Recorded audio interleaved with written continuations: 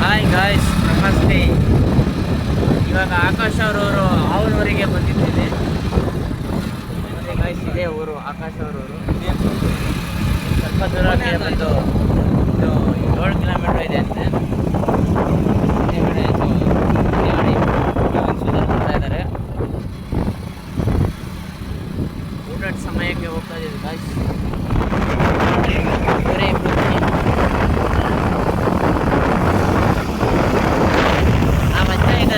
ಅಜ್ಜಂಗೆ ತುಣ್ಣೆಗೆ ಹೋಗಿ ಇಡ್ತಾರಂತೆ.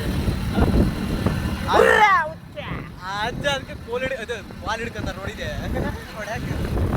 ಏನಕ್ಕೆ ಬಾಲು ಹಂಗೆ ಗೊತ್ತಿಲ್ಲ ನೋಡಿ ಗಾಯ್ಸ್, ಕುರಿ ಕಾಯೋರು ಬಾಲ್ ಹಿಡ್ಕೊಂತಾರಂತೆ.